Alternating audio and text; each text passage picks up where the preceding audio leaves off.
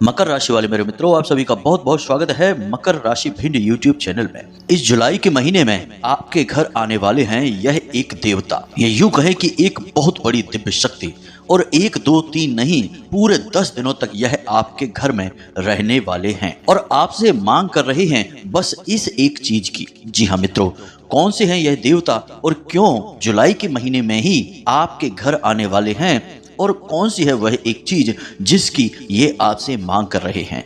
प्रिय बंधुओं, हम आपसे गारंटी के साथ कहते हैं कि यदि आपने इन देवता को, इस दिव्य शक्ति को पहचान लिया और जो ये आपसे मांग कर रहे हैं उनकी मांग को पूरा कर दिया, तो आपके जीवन से हर एक कष्ट, परेशानी, हर एक समस्या, तकलीफ तो दूर हो ही जाएगी, बल्कि इसके स्थान पर जो शनि बकरी चल रहे हैं, जो मंगल भारी चल रहे हैं, जो राहु की दशा चल रही है, सारे के सारे ग्रहों के दुष्परिणाम एक ही झटके में समाप्त हो जाएंगे। इसी के साथ साथ आपकी जो मनोकामनाएं हैं वे भी एक एक करके आपकी आंखों के सामने केवल इन्हीं 10 दिनों में पूरी होती चली जाएंगी। अब फिर चाहे आपको कर्जे से परेशानी हो, कर्जा मुक्ति चाहिए तो वह भी मिलेगा। धन दौलत से परेशान हैं, धन दौलत चाहिए तो वह भी मिल जाएगी। काम धंधे व्यापार में उन्नति हो जाएगी, परिवार में सुख शांति कायम हो जाएगी, आपस में प्रेम बढ़ जाएगा, जीवन साथी या फिर प्रेम संबंधों में भी मिठास खुल जाएगी। कहने का मतलब यह है कि जो कुछ भी आपको चाहिए वह आपको प्राप्त हो जाएगा। बस बदले में आपको इतना करना है कि इन देवता को आपको पहचानना है और किस समय यानी कि महीने में कौन से वो 10 दिन हैं जब ये देवता आपके घर में आएंगे और आपसे किस चीज की मांग करेंगे। इन सब बातों के बारे में अच्छी तरह से सब कुछ समझ लेना है, कॉपी पेन लेकर बैठना है और नोट कर लेना है। फिर देखिए कैसे चमत्कार आपकी आंखों के सामने घटित होते हैं और सब कुछ जो आप चाहते हैं वह आपको मिलेगा। बस शर्त एक ही है कि आपको नीयत अच्छी रखनी होगी, क्योंकि ये देवता हैं, दिव्य शक्ति है और आपकी अच्छी नीयत और अच्छी सोच के आधार पर ही आपकी मनोकामना पूरी करेगी, वरना इसके दुष्परिणाम भी आपको भुगतने होंगे। जी हाँ मित्रों, याद रखना कि ग्रहों की चाल पल प्रतिपल बदलती रहती है और जैसे जैसे जीवन में ग्रहों की चाल बदलती है वैसे वैसे अलग अलग प्रकार की दिव्य शक्तियां इंसान के जीवन में प्रवेश करती हैं। इसीलिए तो दीपावली पर विशेष ग्रह दशा में माता लक्ष्मी और गणेश जी आपके जीवन में आते हैं। राम नवमी पर प्रभु श्री राम की कृपा आती है, हनुमान जयंती पर, बुढ़वा मंगर पर हनुमान जी की कृपा और सावन के महीने में भोले बाबा की कृपा और दिव्य शक्ति आपके जीवन में आती है। तो इसी प्रकार छोटी छोटी बारीक घड़ियां और मुहूर्त भी होते हैं जिनके बारे में लोग अक्सर नहीं जानते हैं, लेकिन इन मुहूर्त और घड़ियों पर भी अलग अलग प्रकार की दिव्य शक्तियां जीवन में प्रवेश करती हैं। तो अब आपके जीवन में जुलाई के महीने में यह देवता आएंगे, बस आपको इन्हें पहचान लेना है। दोस्तों याद रखना कि जो बातें हम आपको बता रहे हैं वे पूर्ण रूप से ज्योतिषीय आकलन के आधार पर हैं। ग्रह नक्षत्रों की चाल का पूर्ण अध्ययन करने के बाद हम आपको ये बातें बता रहे हैं। इसी के साथ साथ शास्त्रों से भी जुड़ी हुई कुछ गुप्त और विशेष जानकारी भी हम आपको देने जा रहे हैं। लेकिन इन सबसे महत्वपूर्ण एक बहुत ही शक्तिशाली उपाय जो पूरे 10 दिनों तक आपको करना होगा, जब तक कि यह दिव्य शक्ति आपके घर में रहेगी तब तक आपको यह उपाय लगातार करना होगा। फिर आपके जीवन में हर वह चीज आ जाएगी जो आप चाहते हैं, क्योंकि यह दिव्य शक्ति आपसे प्रसन्न हो जाएगी। तो उम्मीद है कि सारी बातें आप अच्छी तरह से समझ रहे होंगे।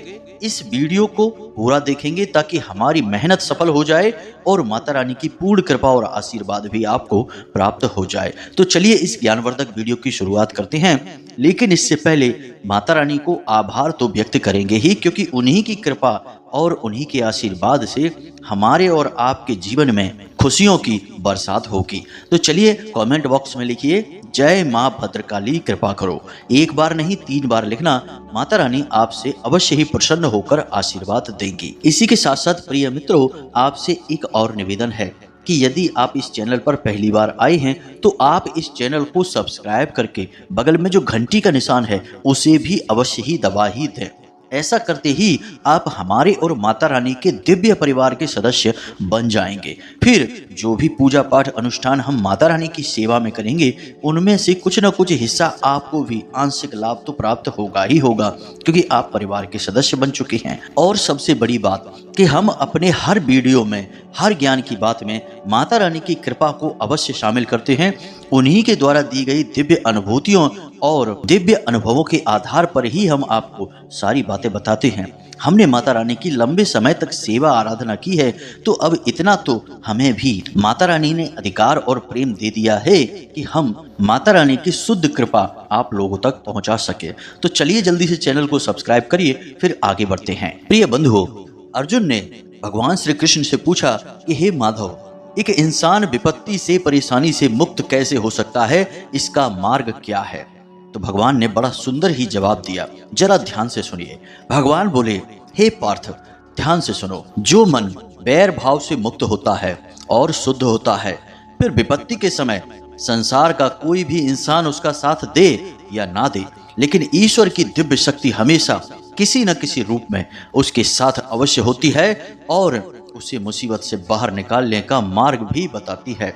बस जरूरत है तो इस बात पर भरोसा रखने की कि ईश्वर हमेशा आपके साथ है। याद रखना पार्थ, जीवन में परेशानियां चाहे कितनी ही हो, चिंता करने से बढ़ जाती हैं, खामोश रहने से कम हो जाती हैं और सब्र करने से समाप्त हो जाती हैं, लेकिन ईश्वर पर भरोसा और आभार व्यक्त करने से खुशियों में बदल जाती हैं। इसलिए मनुष्य को चाहिए कि वह हमेशा दिव्य शक्तियों को पहचाने और उनका आभार व्यक्त करता रहे। अब यदि आपको भगवान श्री कृष्ण के द्वारा दिया गया यह गुप्त ज्ञान पसंद आया है तो कमेंट बॉक्स में प्रेम से लिखिए, जय श्री कृष्णा, राधे राधे।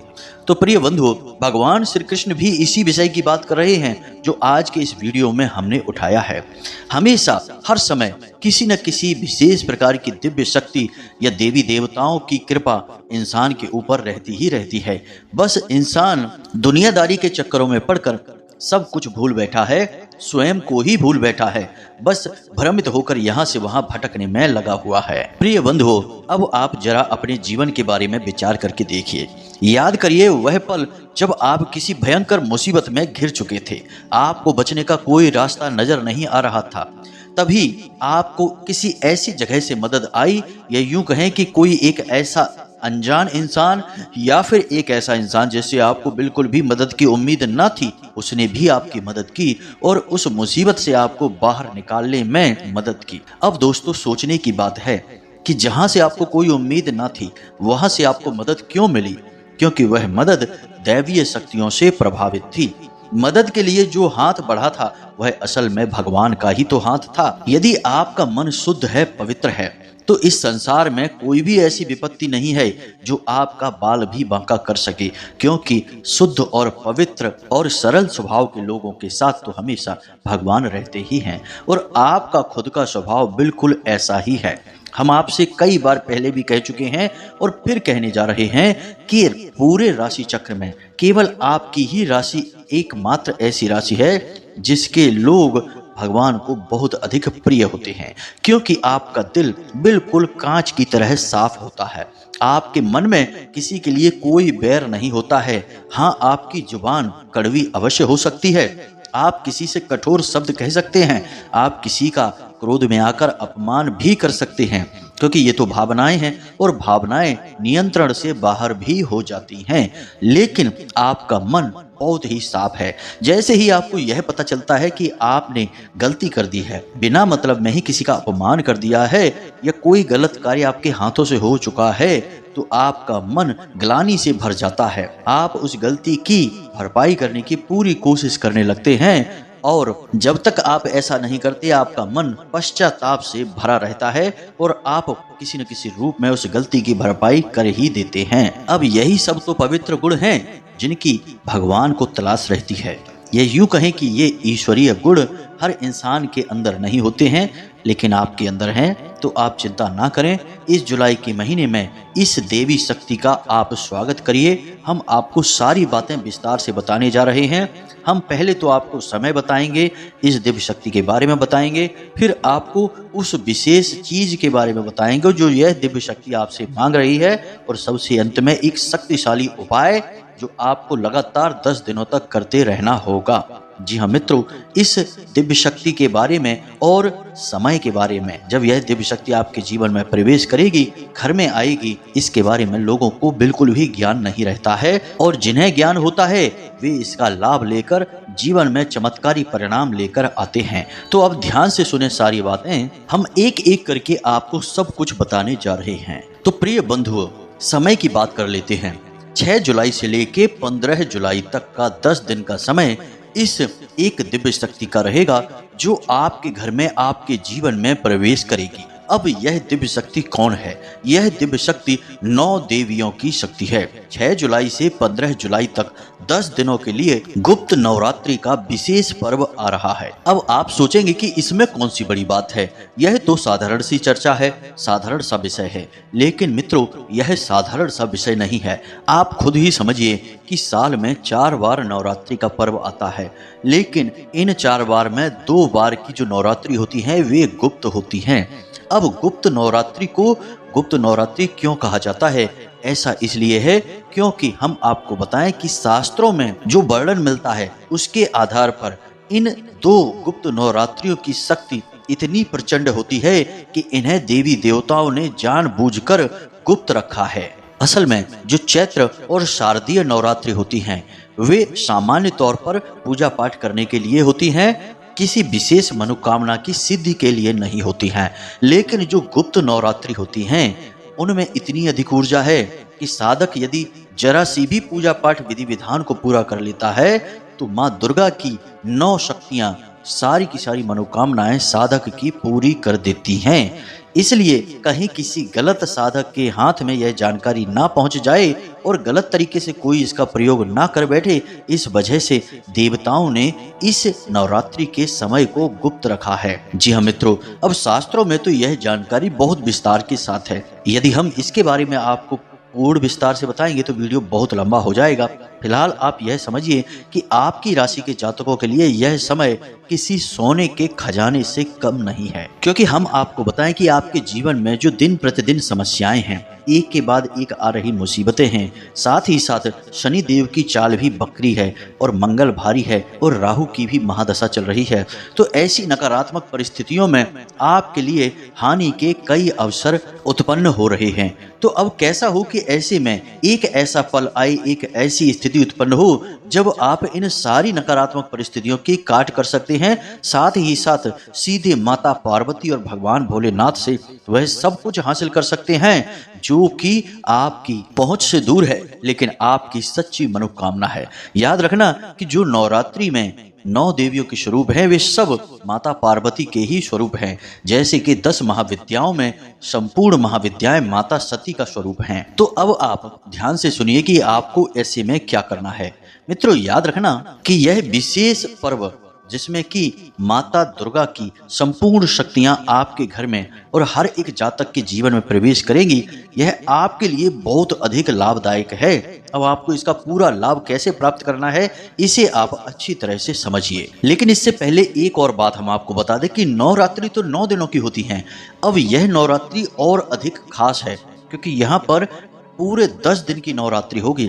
अब यह कैसे होगा, ध्यान से सुनिए। चतुर्थी तिथि की वृद्धि के कारण एक दिन और अतिरिक्त इस नवरात्रि में जुड़ चुका है, जिसमें 9 तारीख और 10 तारीख दोनों तारीखों पर एक ही तिथि यानी चतुर्थी रहने वाली है और देवी कूष्मांडा की पूजा होनी है।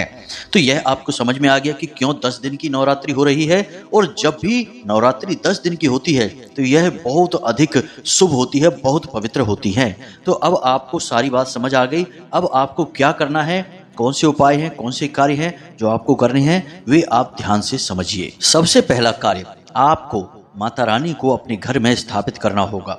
6 तारीख को ही आप यह करें। कैसे करेंगे, सारी विधि विधान को हम आपको बताने जा रहे हैं।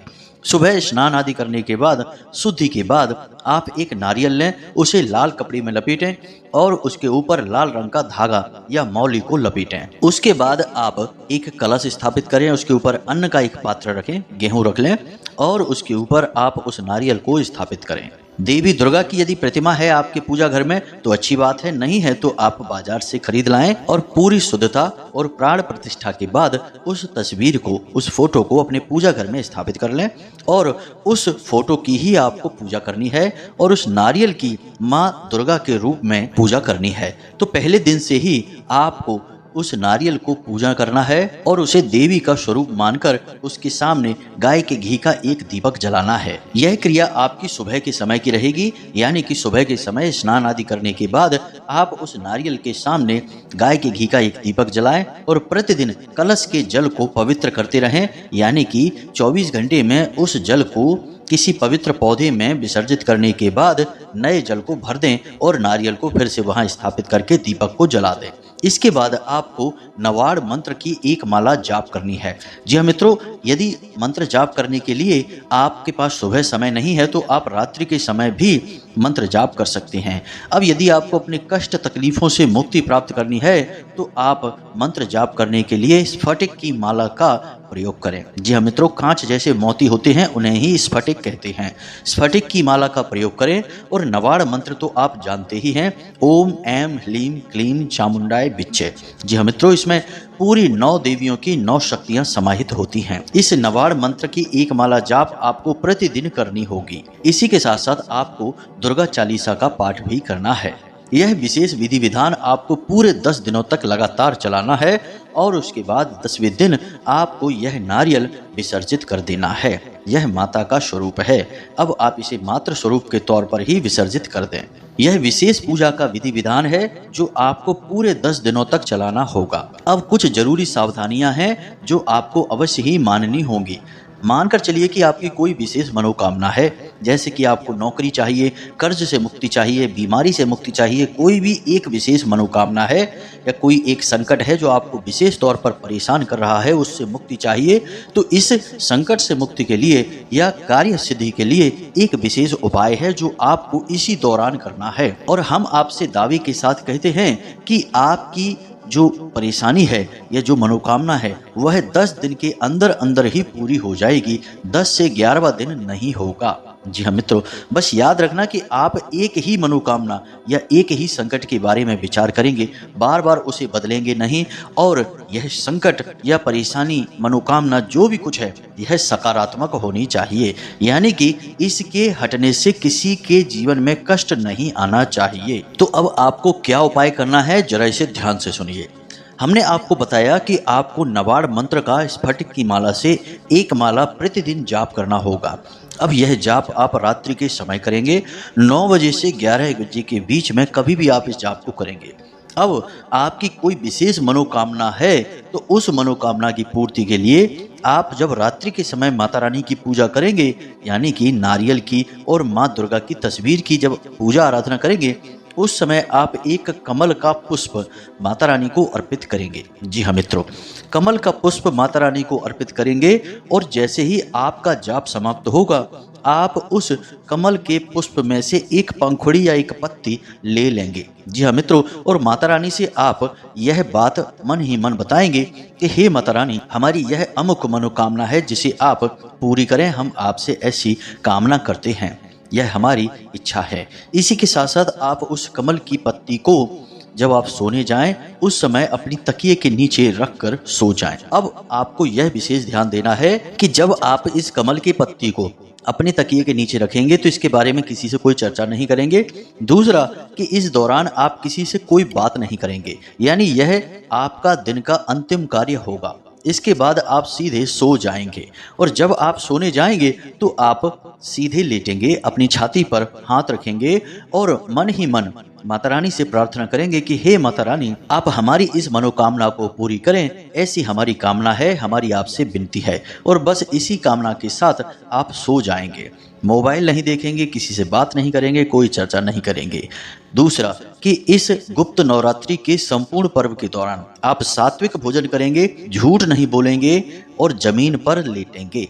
अब हो सकता है कि कुछ लोग कहेंगे कि हम जमीन पर नहीं ले सकते, हम झूठ बोले बिना काम नहीं चलेगा, क्योंकि दुनियादारी के काम हैं, काम धंधे व्यापार में थोड़ा बहुत झूठ बोलना पड़ता है। तो मित्रों, झूठ बोलने के भी कई प्रकार होते हैं।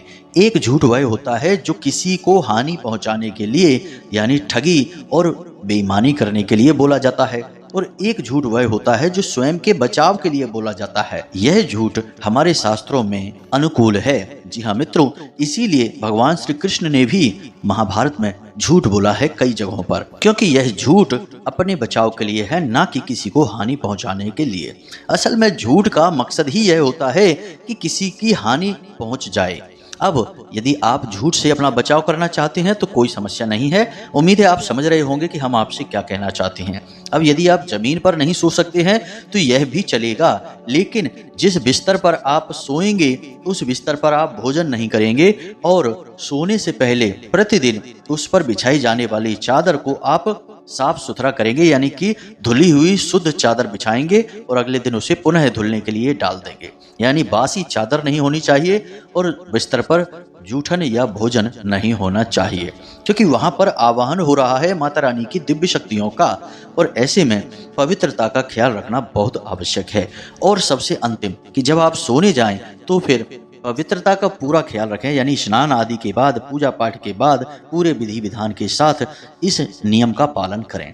अब अंत में सबसे महत्वपूर्ण बात कि इन पूरे 10 दिनों तक आपको पूर्ण ब्रह्मचर्य का पालन करना होगा। यह सबसे कठिन हो सकता है या सबसे सरल भी हो सकता है, यह आपकी मानसिकता पर निर्भर करता है, लेकिन आपको हर हालत में पूर्ण ब्रह्मचर्य का पालन करना ही होगा, तभी आपकी मनोकामना पूरी होगी। बस इतना सा कार्य आपको करना है और फिर आप देखेंगे कैसे आपके जीवन में चमत्कार घटित होते हैं।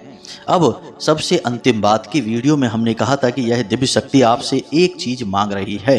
अब वह एक चीज क्या है? तो मित्रों, कोई भी देवी देवता अपने भक्त से, अपने जातक से क्या मांग करते हैं?